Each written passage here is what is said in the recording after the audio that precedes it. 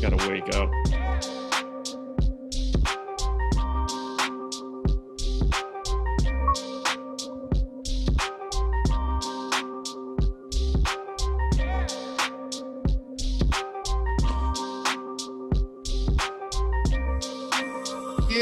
What's going on, everybody? Welcome to the Awesemo.com NBA strategy show presented by No House Advantage. I'm Dave Loughran. On the Twitters at Lofty_D, LOUGHY_D, joined by, as always, Joshua Engleman. On the Twitters at Josh Engleman. What's going on, pal? Not too much, man. Trying to work my way through this Wednesday. I was happy I got to sleep in a little bit. No process show for a single game slate. And I'm not going to lie, I needed that sleep and certainly didn't get enough of it. When the dog jumped out of the bed at 7:15, life was not good for me. It was not good at all. You've been up since 7:15? I have. I actually, believe it or not, got to sleep in later than you today. You got it easy, man. Yeah, well, that's debatable. I had a 9-10 hockey game last night and got home at like 11 something. Had to say hi to the dog. Had to take a shower. Didn't get in bed till like midnight. Fall asleep at 12:30. You know, that's just how it goes. So yeah, I got to sleep till 8 o'clock. I feel refreshed, feeling good. And Sixers got a win. They did. Joel Embiid looks pretty good. He certainly does. It's good to see 2 games now of him having the mobility, having the dominating force that he has. Makes me feel like every game that he gets out there and plays and looks good puts the knee issues further and further on the back burner for me. Yeah, no doubt.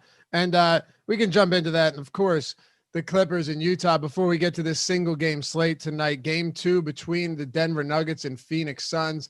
Phoenix Suns, that was a really close game until the fourth quarter, and they just ran away with it. So it'll be interesting to see if Michael Malone makes any adjustments for this one and see how Nikola Jokic does, because people are all just really, really high on DeAndre Ayton's defense. And I've got a few things to say about that. I'm not discrediting him, but I got a few things to say about that. But first, hit that thumbs up button. Make it the first thing you do when you jump in here. If you like free content, you like what we do, even if you hate Josh and myself, but you think the content's good and sometimes the banter. Some people probably just come in here to hate us, Josh. They love to hate us, and that's okay.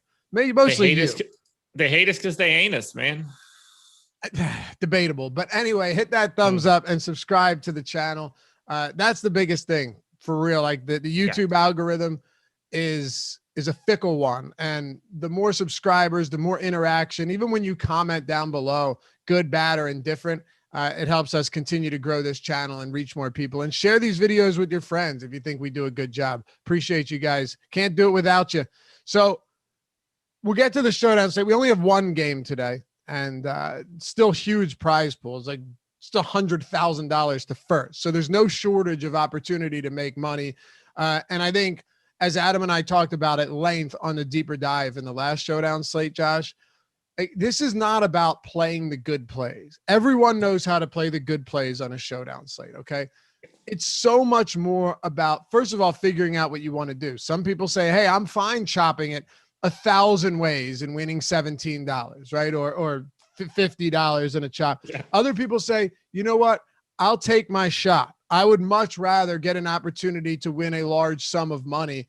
And even if I do chop it, right, chop it less ways. So it's less about playing the good players, because everyone, I'm not saying play bad players. It's less about distinguishing between good and bad players and more about finding out ways to put yourself in a good position on a slate where everyone has a very, very limited player pool.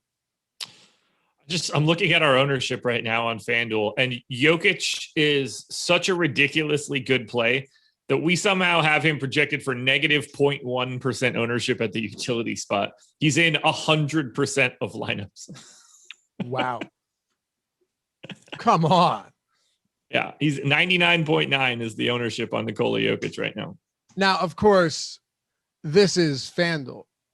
Well, we're projecting him at 97 on FanDuel or on Draftkings, so it's not exactly a specific site thing. He's projected for like 12 more points than anybody else on this slate. As long as Jokic doesn't die on the floor tonight, he's going to be the leading scorer for Denver, or they lose by 50. But the reason I said FanDuel was because there are 3 different non-utility spots and only one non-utility spot on DraftKings, which is why you're seeing negative 0.1% in the utility. But can you speak to that before we get into last night's recap, just about the approach you're taking in showdown slates, whether it be on DraftKings, on FanDuel, on Yahoo, who has the megastar and all of that stuff, how it's not as much about, I just find that hilarious. So do I. It's not even a word. I like their format, but megastar is just hilarious. Like that, it's less about finding good plays and more about finding good ways to play this slate. It would be a very simplistic way to put it. Yeah, I mean, the best plays are the obvious plays in a showdown slate. No one's like, oh, I don't know if we could get to Jokic today. No, like there's a reason he's picking up all of that ownership, because when push comes to shove, his status in an optimal lineup at basically any site is going to be very, very high. The key piece here is trying to find the margins, the places where someone's going maybe under-owned at captain on DraftKings, picking up too much at the flex, or somebody that's getting a lot of ownership in the star spot, but maybe not as much at the pro spot on FanDuel.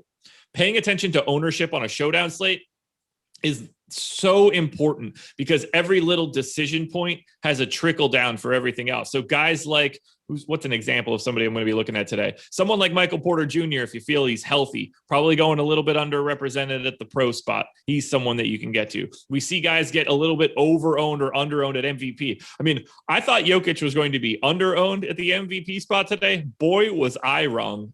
He is picking up 75% ownership in the MVP spot on FanDuel right now. That's insane. Is that a spot where you would potentially look to shy away from? Can I make a point on that real quick? Yeah, go for it. I don't think we have enough time though, so be quick. I think it makes a lot of sense to get away from that. Now, I'm not saying like don't play him in the what is it, the MVP spot or in the megastar spot. Yeah. What I'm saying is Jokic has really, really taken a step back. Now, this isn't due to his own ability. This is due to what he's forced to, the role that he's forced to take in the postseason, given the cast around him. His peripherals have put him in a situation outside of the 5 stocks he had in 2 of his last 3 games, because he's had 5 stocks in 2 of his last 3 games. And then outside of that, Josh, he's had 0, 1, 0, 0, and 1. Okay. So there have been a couple outlier spots. That's great. And that'll get you where you need to go. But aside from that, he's averaging very, very low amount of potential assists per game, only 8 in that last game. And I believe around 8 since the playoffs began. Right. So if you work that out, even if he converts half of those potential assists into assists, that's still only 4 assists per game, because I'm not giving him 60% conversion rate on potential assists. Right. His rebounding, it's not bad, but it hasn't been great either. He doesn't have more than 11 rebounds in more than one game, and that was game 1 of the first round. And he's had single-digit rebounds in 4 of 7 games.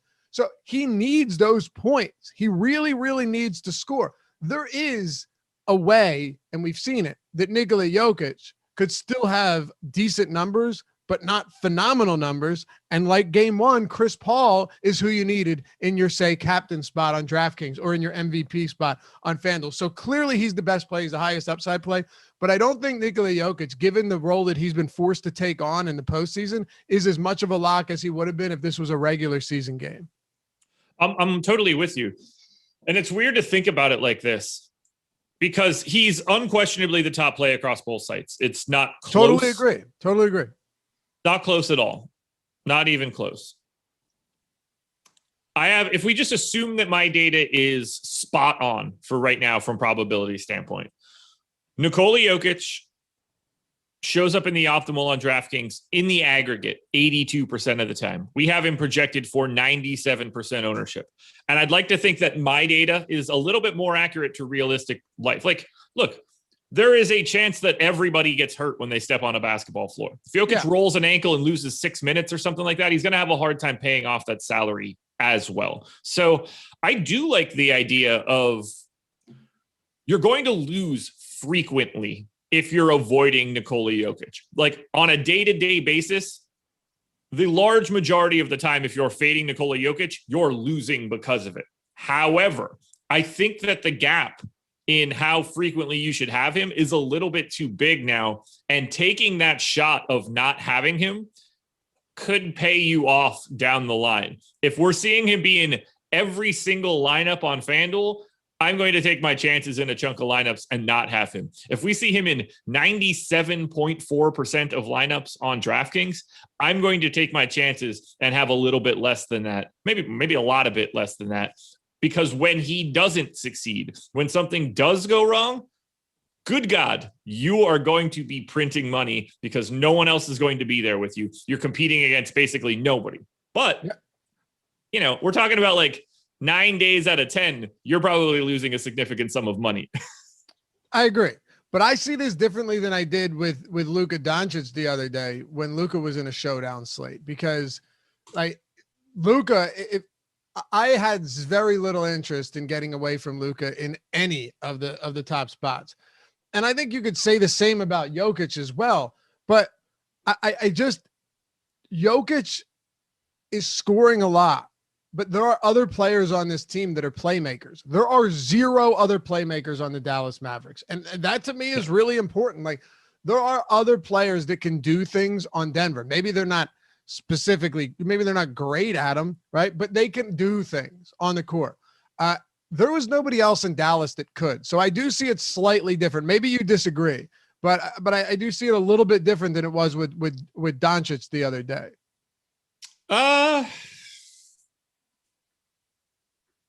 I think it's pretty comparable. Okay. I know what you're saying.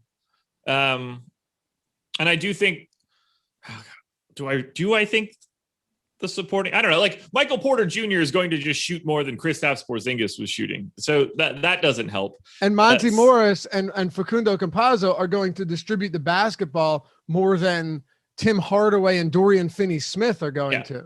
Yeah, I'm with you. It is, to me, I'm probably in the middle ground of all of it. I don't think that you're wrong, but I'm not as extreme as I think you are in this case. Okay, that's fair.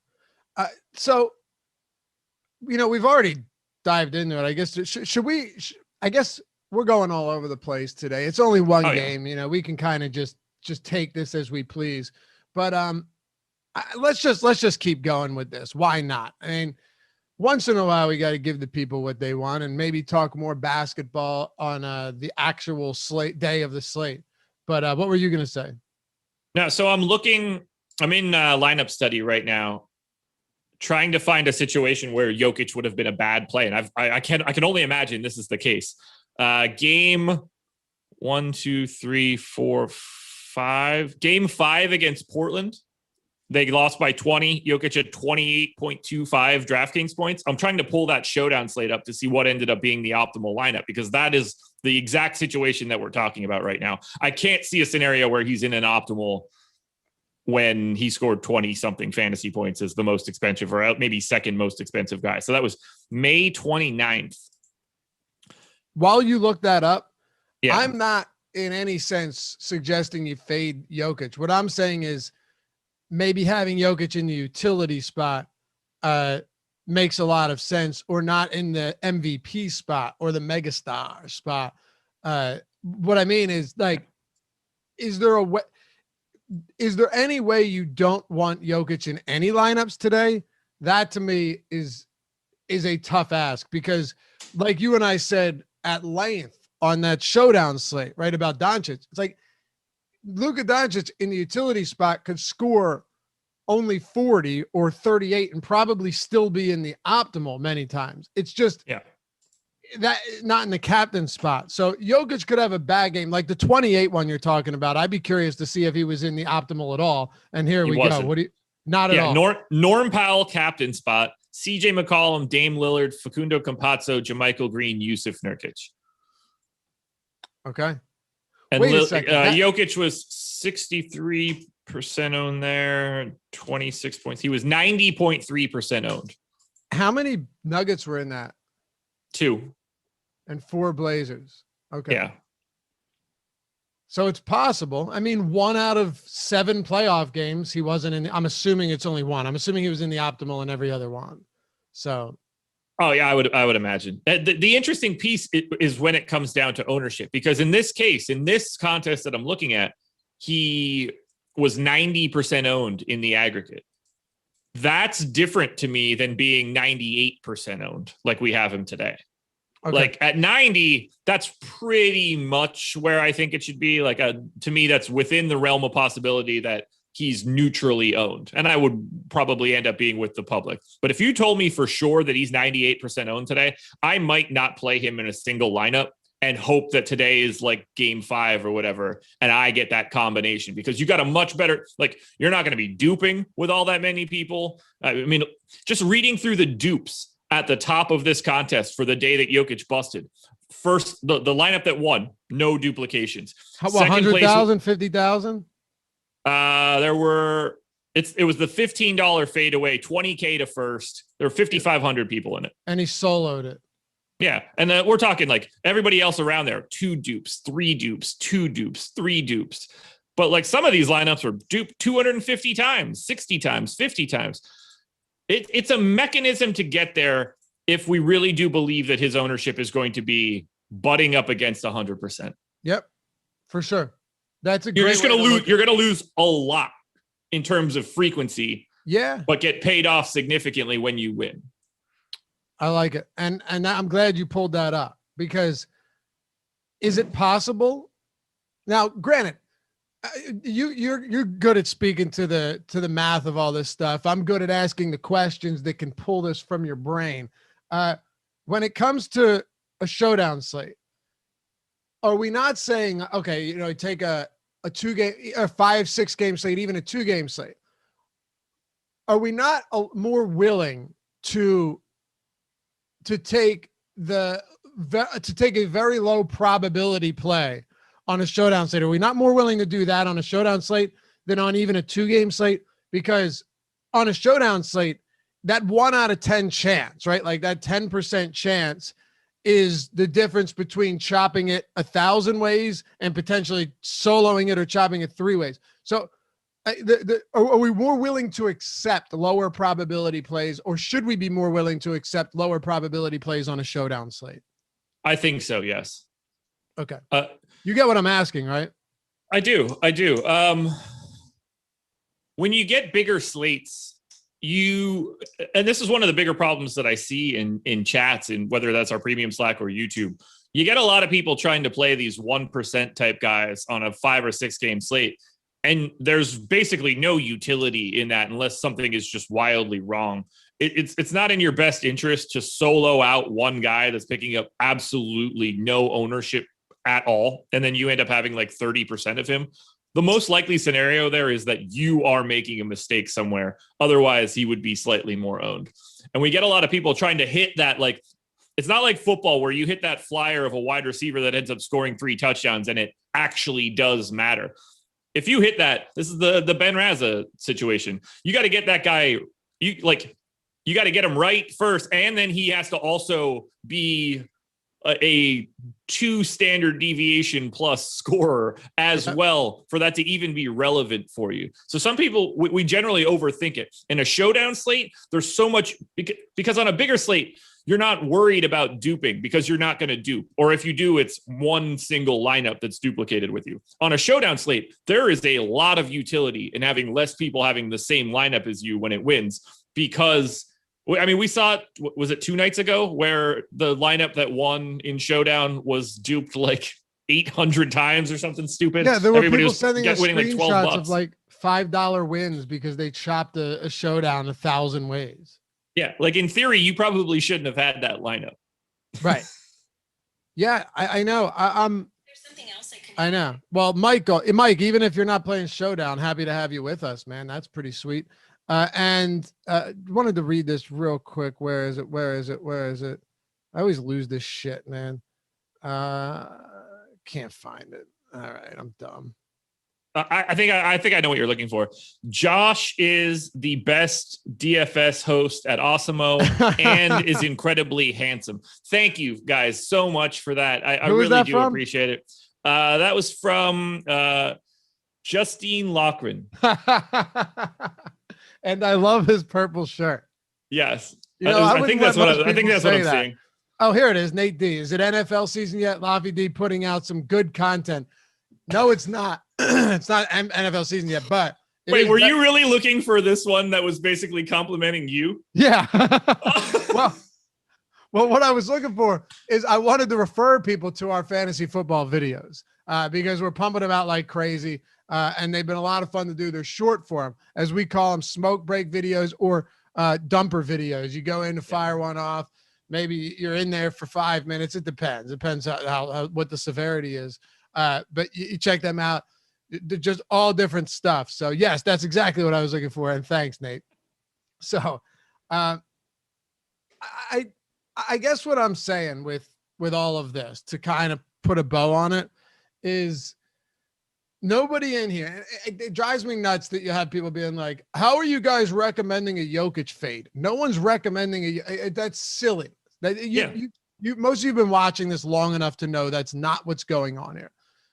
It's the point of taking a different approach and looking at showdown slates differently than a lot of people do, where they're just trying to put the best lineup together and where they're not understanding what the way to actually find an avenue to win is. And like you said, it's only been 1 of 7 times that he's played, but in 1 of these 7 games, Jokic was not in the optimal lineup. Now, the crazy thing is that, like, you would think if Jokic wasn't in it, it kind of needs to be a bunch of other players from his team. But I think if Jokic isn't in it, it probably needs to be a blowout, like a monster blowout. That's the one caveat here. Yeah, in that case, you're getting Marcus Howard at $1,000 because he picked up a couple extra minutes. Right. Or JaVale had to get a rotation or something like that. I think the thing that people miss the most here is that this is a risk tolerance question. Like, we know that the probability of Jokic being in the optimal lineup isn't 100%. If you think that it's 100%, I don't know how you ever found this show. But we know that it's not 100%, which means that there are times where he's not in the optimal lineup. We just showed one of them. It's probably going to happen 1 in every 15 to 20 times, something along those lines. Most people don't like losing frequently. They would rather have minimal wins, interspersed with their losses, than go loss, monster win. Yep. People don't think about it like that. But to fade Jokic in a scenario like today, if we believe that 97 to 99% of the lineups are going to have him, is just a risk tolerance question. It has nothing to do with the fact that we don't like Jokic is unquestionably the most frequent guy in an optimal lineup on all of the sites. But being that person doesn't necessarily mean you're always in that lineup. And that's that little space of room where he's not in it is the spot where you end up making 20 grand instead of $100. Yep. Is it bigger than 1%? Is it higher than 1% for you that he's not in the optimal lineup? It's 82% for me on DraftKings today. That he is in it. Yes. So at 99% ownership and an 82% optimal lineup probability, that's why you're saying there is still a window there. Yeah.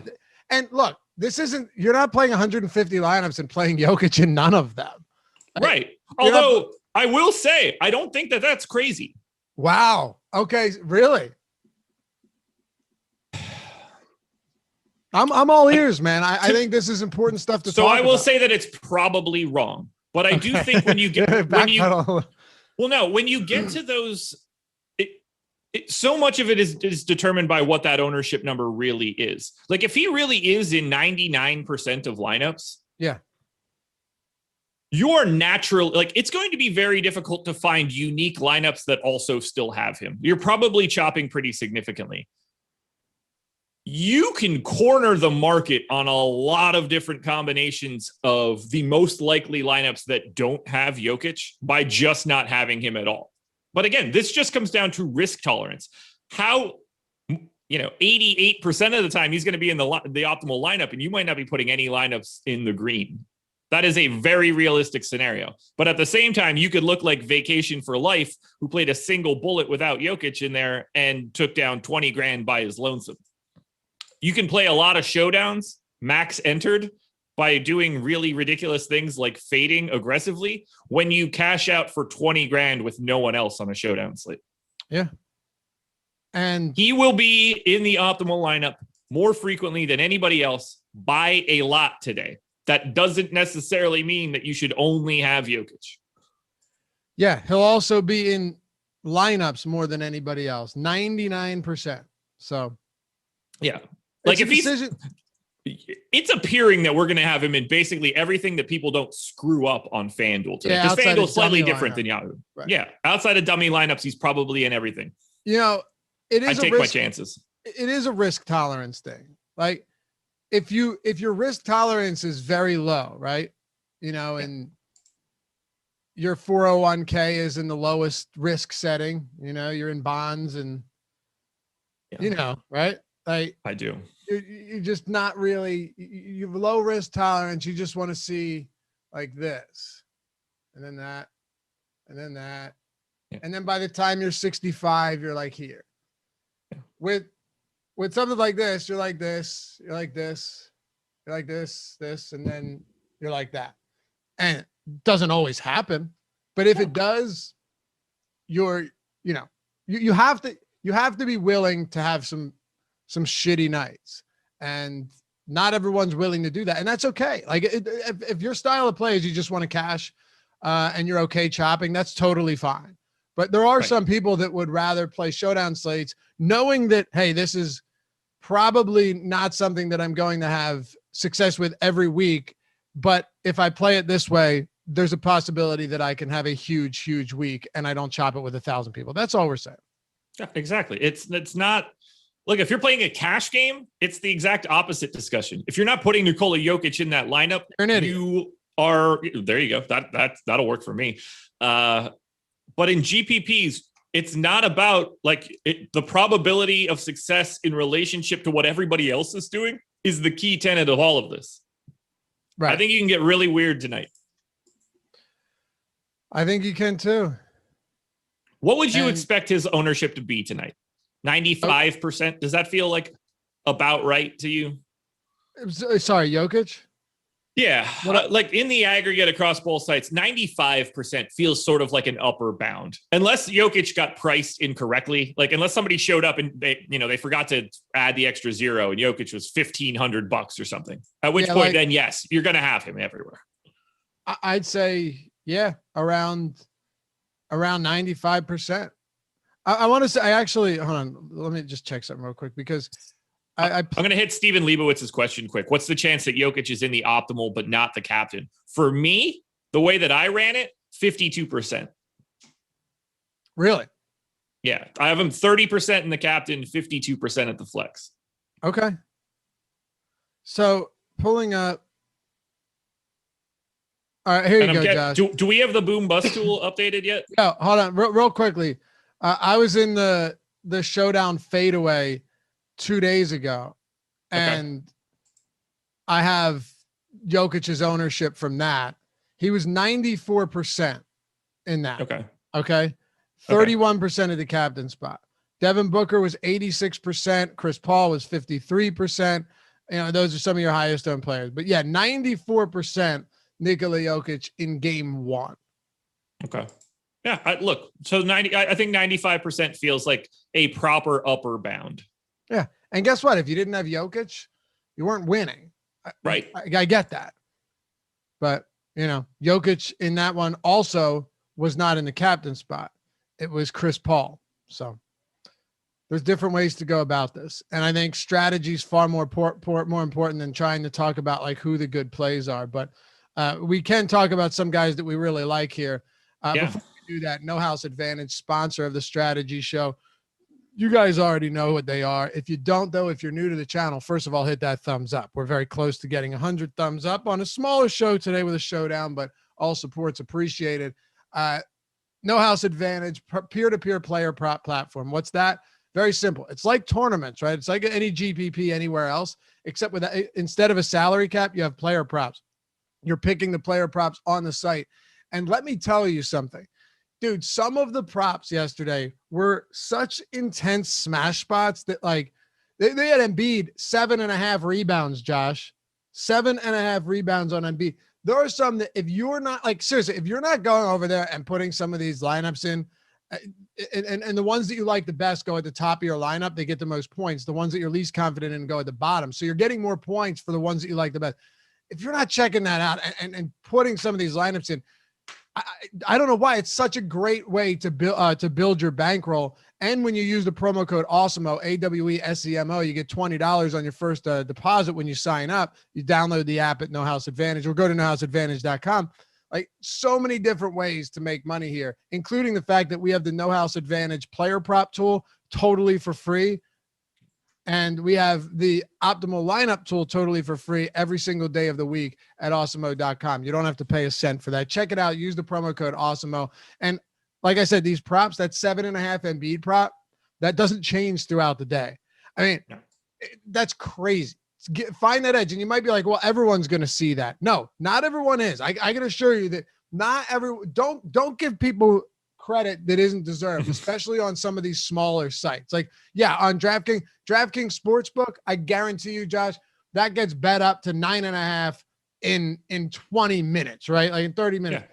A No House Advantage, not only does it not move, not everyone's going to see that stuff. Like you got to take advantage of it. And since it's in a tournament form, it's tournament style where you're playing, 8 different props. It's not like just one of those is going to be the difference maker, even if you think it might be a free square. So check it out. It's pretty cool and a great way to build your bankroll. I'm running crunches right now with Jokic fully pulled out of them. Oh, I'm excited to see that. I wish we could share your screen here. It's not doable. It's not nearly as interesting as you're thinking it is. It just moves everybody up a peg. So shockingly, you get a lot of Devin Booker, Chris Paul, DeAndre Ayton, captain type stuff. Was just going to ask you how many lineups have all 3 of them? Oh, probably quite a bit. Booker, Paul, Ayton, the guys that are Booker, Paul, Ayton, plus Michael Porter Jr. are like you'll have 3 out of those 4 in everything. So let me tell you, though, the Booker, Paul, and Ayton in the same lineup without Jokic kind of makes sense because the way that happens most likely outside of an injury is a route. Yeah.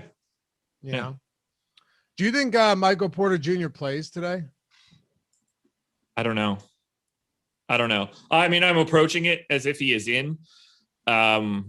But the quotes from Mike Malone were not exciting, where he was just like, I didn't think something was right with him and I couldn't put him back out on the floor. That is not what you're looking to hear out of your coach from 2 days ago. So do I think he plays? Yeah, because it just feels like everybody plays in these scenarios. How limited is he? I really don't know. And that back tightness shit is weird, man. especially for him, because he has got a history of back issues. That's the reason that he is on the Nuggets in the first place. If he didn't have back issues coming out of Missouri, he would not have been drafted by the Denver Nuggets. He would have been drafted in the top 5. Yeah, no doubt about it. And maybe the 76ers wouldn't have taken Bridges and then traded him for Zaire Smith. You know, they drafted him before Michael Porter Jr. And I'm talking not like they could have had Michael Porter Jr. at 11. I mean, while watching the draft, I was like, wow, I can't believe he's falling. Wow, I can't believe he's falling. And then it gets to the point where you're just like, wow, his back must be awful. Yeah. He was 14th overall. The bigger miss out of all of this belongs to the Clippers, who had both picks before Michael Porter Jr. got taken, selected Miles Bridges and Jerome Robinson. If you've got 2 picks there, you take the flyer on the guy that everybody knows is supposed to be fantastic. Yeah, you take the flyer of a guy that is a lottery pick.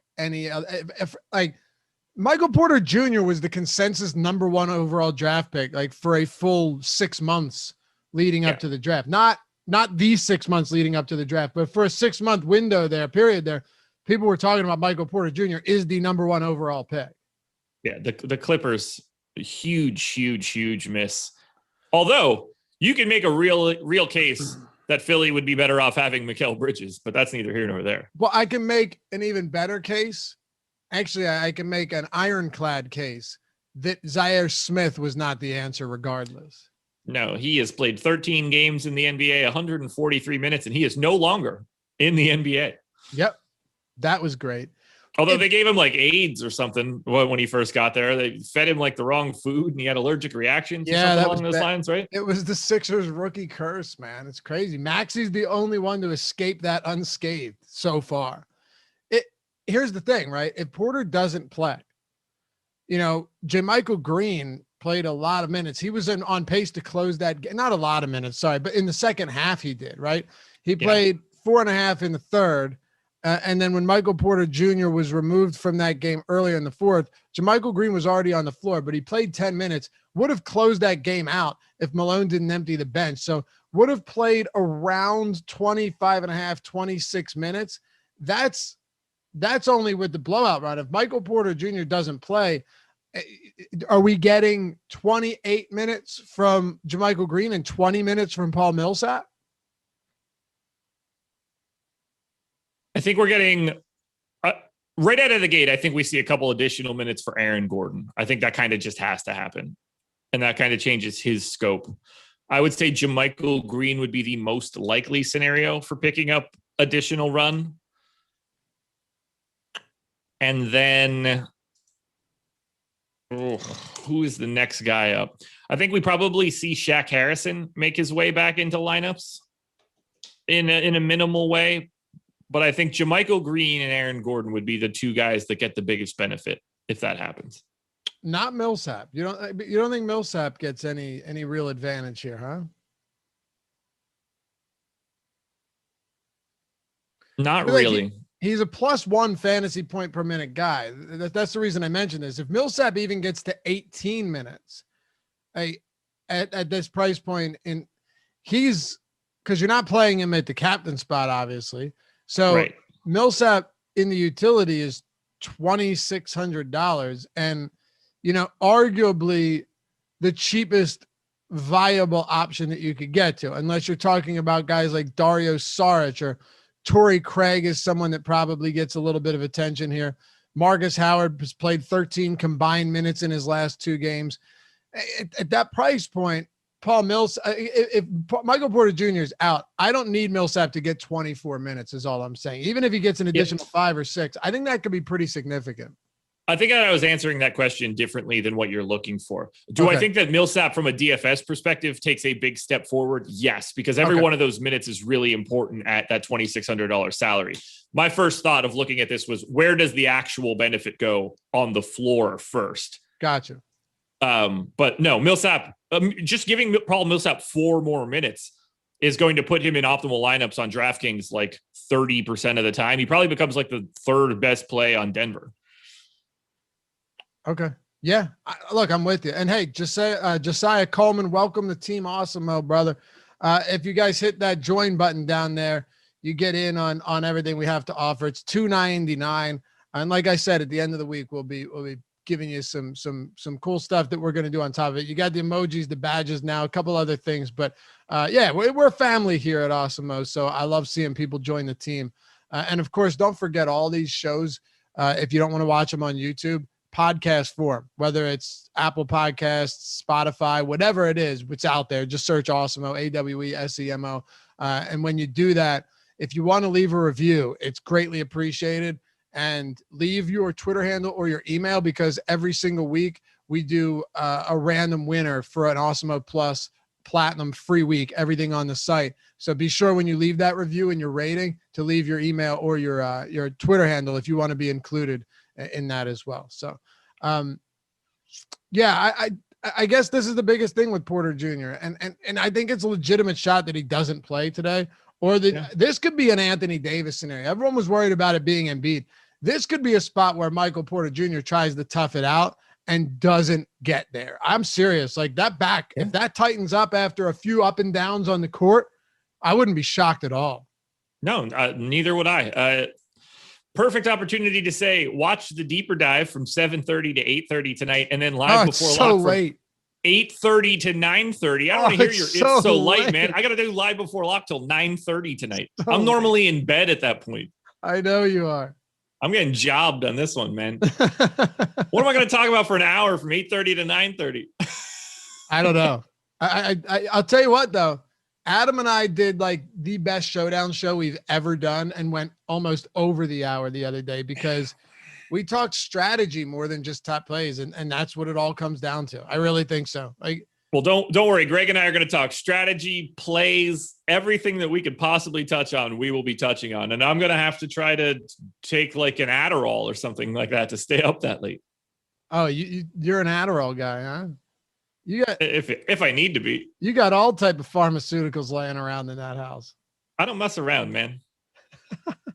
You got it in your little pill pal? I don't. No. Okay. John They're Campbell in like says a junk drawer downstairs. John Campbell calls us a dysfunctional family, but a family nonetheless. Listen, man, if you're totally functional, I believe this too, Josh. If you're totally functional on the surface, something fucked up is going on behind or underneath the surface. I'm not saying crazy stuff, but everyone's got a little dysfunction in your life. I personally do not believe in picture perfect families whatsoever. Because tell you what, I never had one of those. I don't have one now. And well, Awesemo isn't either, but what fun is that anyway? Right. You need, this is like the Jokic ownership. You need like 20% weird going on. Yeah. Yeah. Anthony Marcus says, Adam always talks strategy. You and Josh talk about ketchup and eggs. What are you getting from us today? See, somebody said earlier, they're like, I came here to hear you guys bullshit and you're talking basketball. Yeah, we can't win, man. So we got a wide variety of viewers here, but that's what makes it fun, man. So I'll ask you this then, because it still is important to talk about the players we like, but it's more important like how they fit. So what are your final thoughts on Denver? Anybody else that you think is like Aaron Gordon, I think is a fine play whether Porter is in or not, but if he's out, I think it benefits him even more. It benefits Green. And I think Paul Millsap at that dirt cheap price point opens a lot of things up for you. Are there any ways for Denver for you to get different, whether Porter's in or Porter's out? By the way, Paul DePina said, who's the crazy uncle in the family? That's the easiest answer of all these questions. G-Mac. Yep, exactly. It's not even up for debate. I'm surprised. Like, this is going to be like when somebody gets ruled out during chat. It's just going to like, we're going to see like 45 people be like, oh, it's EMAC. Oh, I'm punching my microphone. I'm into it now. God, what a good question that is. Like, who would be what in the Awesemo family, right? The crazy uncle.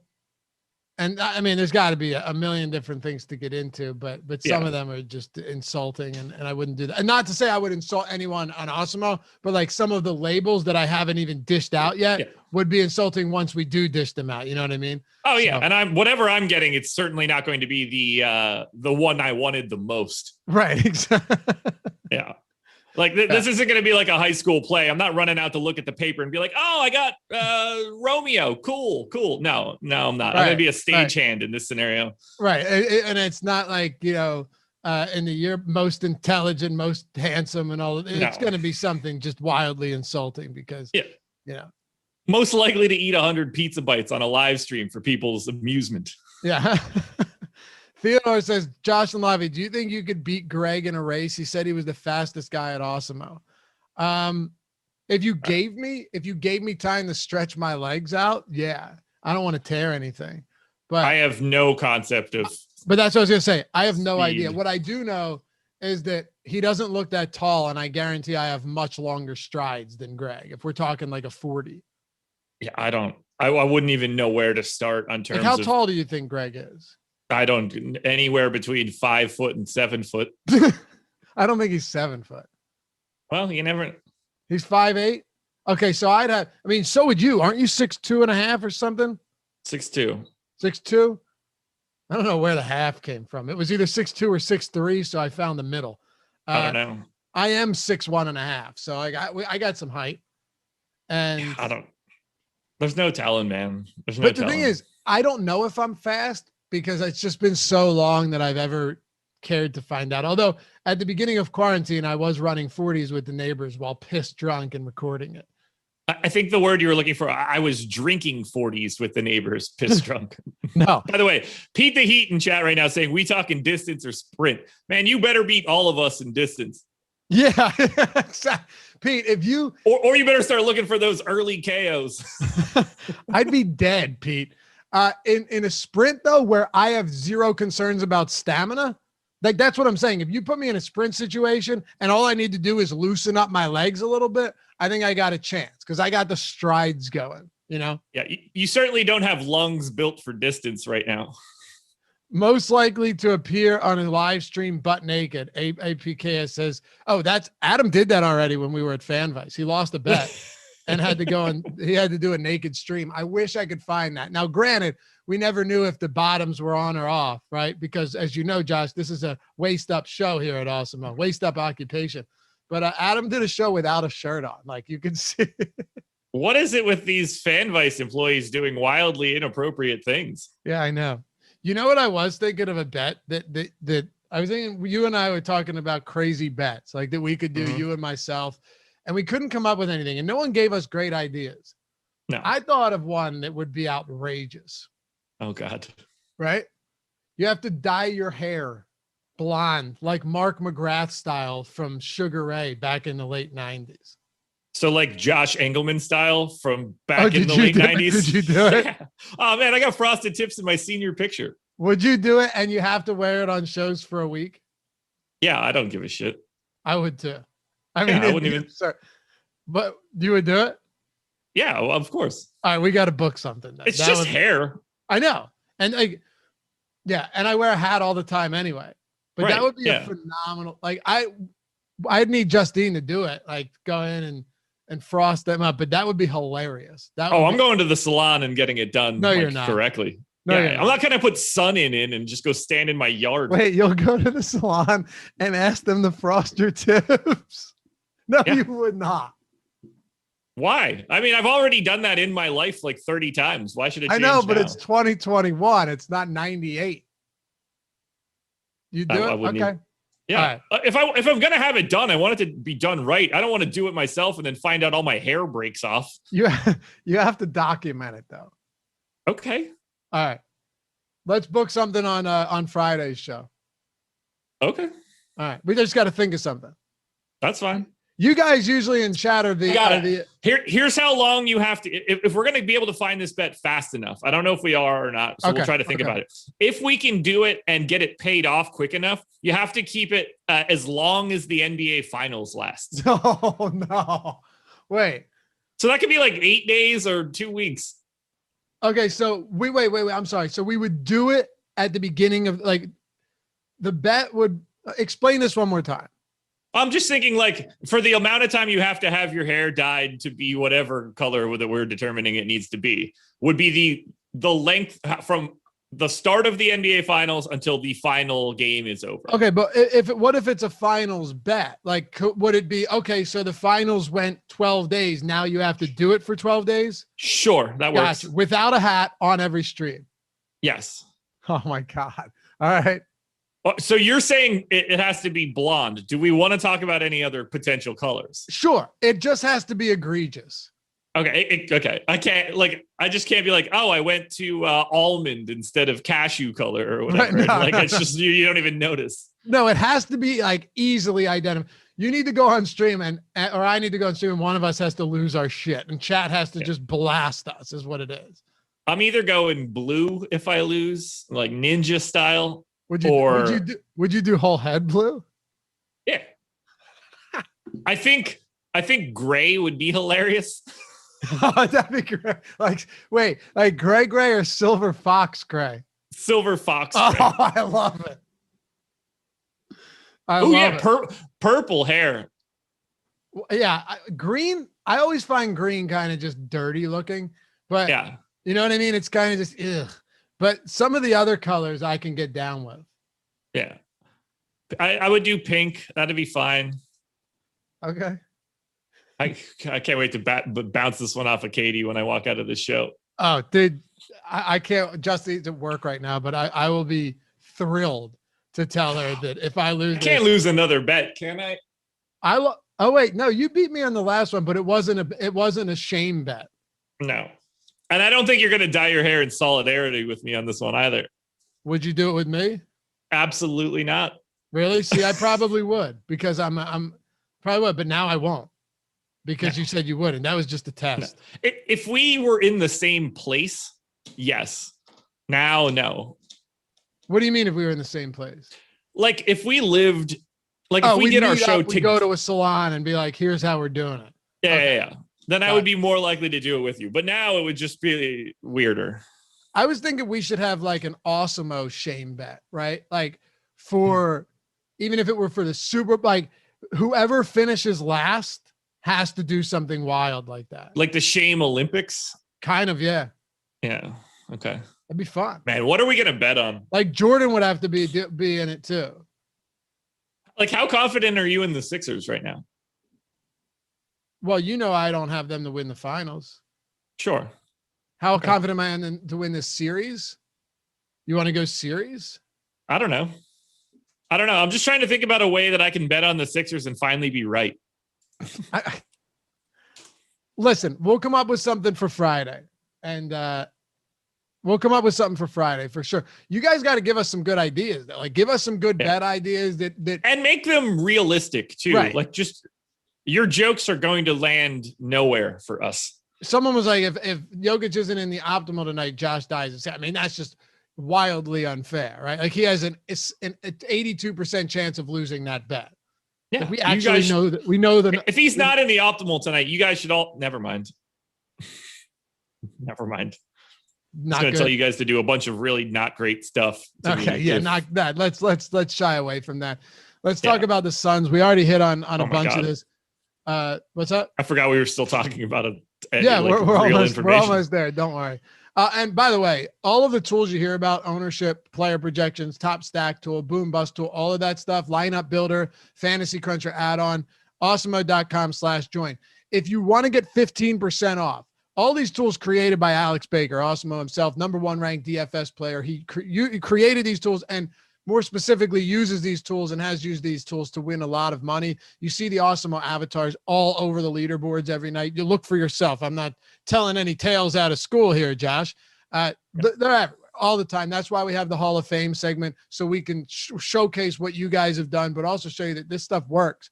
You want to use the promo code NBA Strategy Show, all one word. That gets you 15% off the month, everything. 15% off everything on the site, not just basketball, but you name the sport. If they have contests right now, we have content for it, but not just articles. We have the ownership and the tools for all of this, like the top fighters tools, the top driver tool, top golfer tools. You're talking about probabilities here. I'm turning them into real math problems, which is the way you make money. It's what Josh talks about every single day on the show. So go to awesemo.com/join. and use the promo code NBA Strategy Show, one word, when you sign up. If you have any questions, my DMs are open on DraftKings if you have any issues with it or questions. But you want to do a week, a month, a year, Express Weekly for less than $5 a week, all of that stuff, check it out. One sport, all sport. We got you. Awesemo.com/join. I got an idea.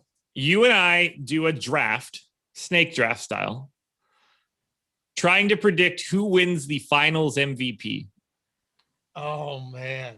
Well, how does it work if none of us win? We don't have a choice. Someone has to win. Oh, you're saying it just has to be in your lineup. Okay. So the guy just has to be in your lineup. So you say all right, I got Kevin Durant. And I'm like, all right, well, I've got Donovan Mitchell and Nikola Jokic. And then you're like, all right, well, I've got Kyrie Irving and Joel Embiid. And then we just go until we get to people that can't conceivably win any longer. And we can pick some sort of set of numbers that we have to pick. We each get 5 or something. And if neither of us get it, then we both dye our stupid hair. Well, we're going to get it. Well, you would think until you get a series where Andre Iguodala. Yeah, I knew you were going with that. Yeah. Okay. How do we determine the first pick? We could flip a coin or something. Maybe we do a head-to-head on DraftKings for one of these captain modes. Winner of the head-to-head gets choice of first pick or next 2 or something along those lines. All right, by the way, we should bounce this off of our buddy Ben, because nobody makes up these ridiculous bets better than him. So he might have some additional thought processes on what we can do here. I'd love to get a couple people in on this too. That would be fun to have a snake draft with 4-round snake draft with 4 or 5 people. While I don't disagree with you, I don't care if someone else dyes their hair other than you. Okay. You know what I mean? It loses some of the luster if we both show up on the show and neither one of us did it. Right. So far you've had the mustache, which was excellent. Right. Mm-hmm. Go back and watch that. Check out the picture. You did the hot chip challenge. I'm a good friend. I did it with you. Fun stream. Yes. I totally regretted it, but I'm glad I did it in a sense. Yeah. This could be your redemption here. I hope so. This is a wild bet. I mean, this is all right. Let's do it. Okay. Let's do it. Oh God. Fuck. I mean, this is gonna stop. I don't want to lose, man. I don't want to lose this at all. And I don't know why we do this either. It's the viewership on final shows isn't even going to be as big, that big. No, it's not. We should at least, what we do is the loser has to do it.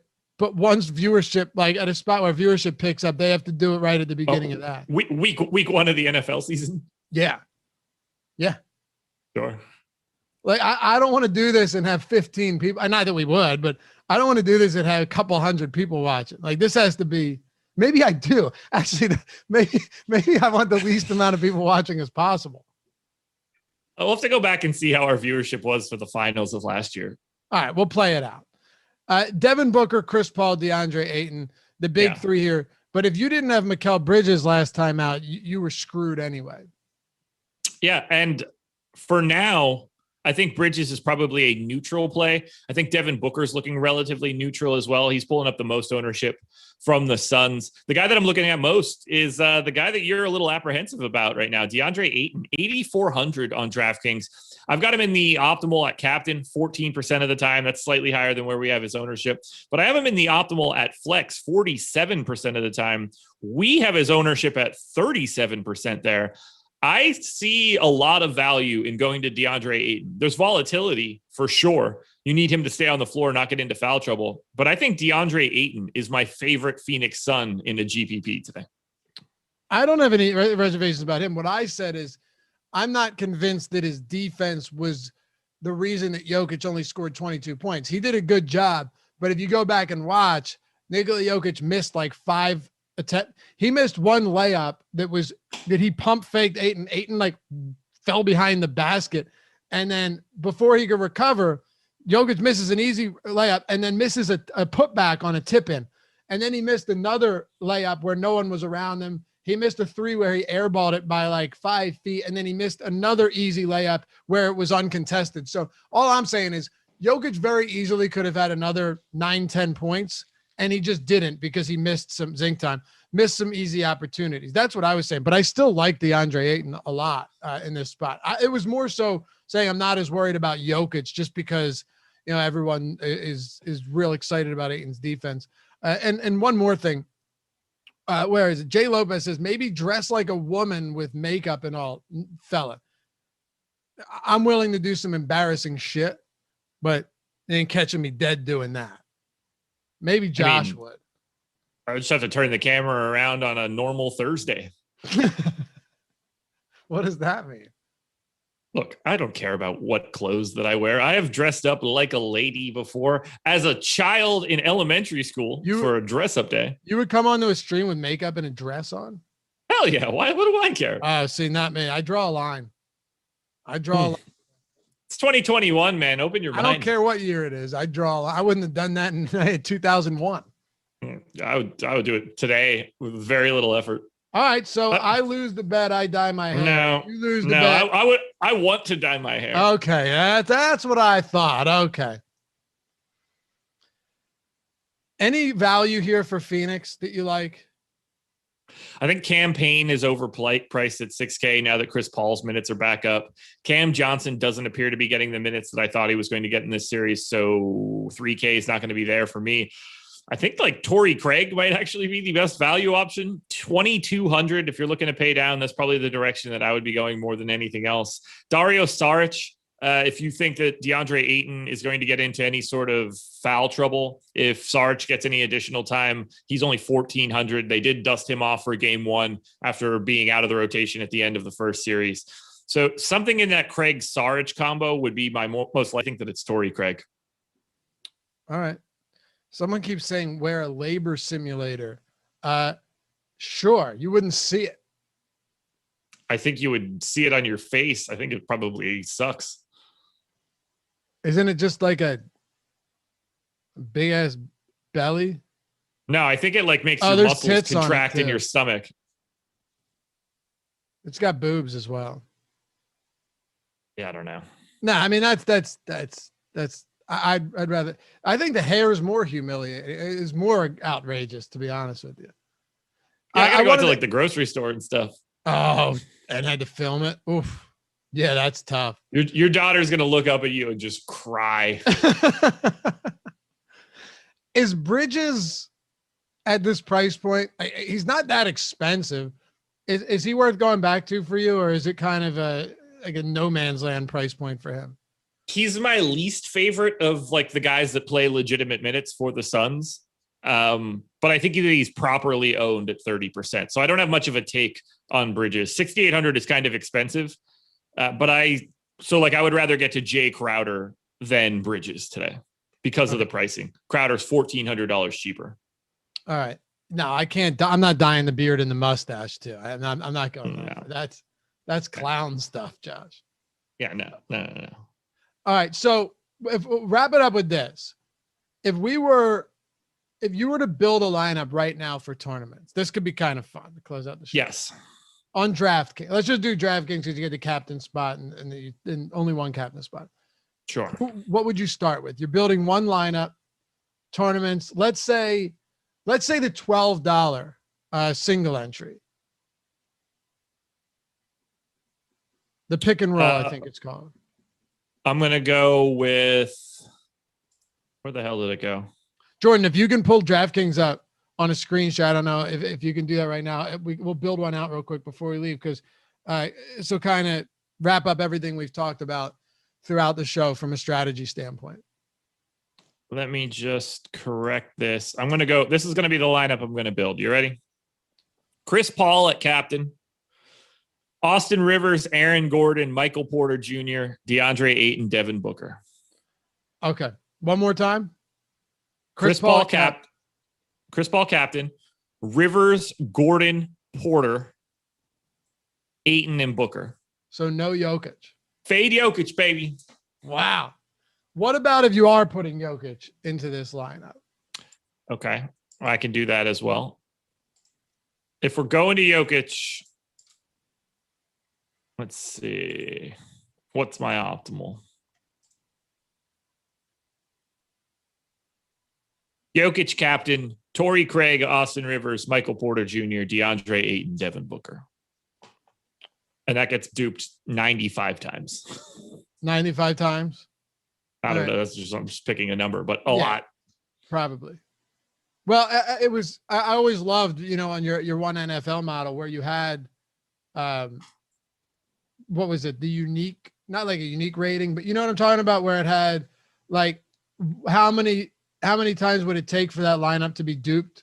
Well, remember that? I forget what you called it, but you had the one column where it would be like 5,328 or to show how unique or how intent or how intentionally just one divided by the product of ownership. How frequently does this lineup get duplicated? Right. Yeah. Be cool if you had something like that for Showdown. I do. You do? I do. I mean, I don't have it like in the ability to talk about it right now, but it's in my model. That's pretty cool. All right. Well, the funny thing is, like, that non-Jokic lineup looks really nice. You're getting outside of Austin Rivers, you're getting a bunch of guys that can still go. Like, Ayton can go easy 40 plus, Booker can go 50, 60 plus. Chris Paul and the captain can do what he did last game, have a big game. Even Aaron Gordon can put up solid enough numbers, give you 30 or so. And Austin Rivers, you just need him not to be total shit. But like that's not a crazy lineup at all. It's just you need Nikola Jokic to either get hurt or this game to blow out or in one form or another. That's what's scary because you have Porter and Aaron Gordon.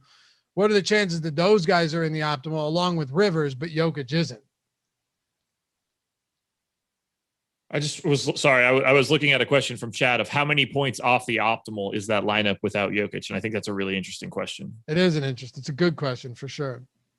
And I was just making the switch to that. So my optimal is at 231.35. That's with Jokic.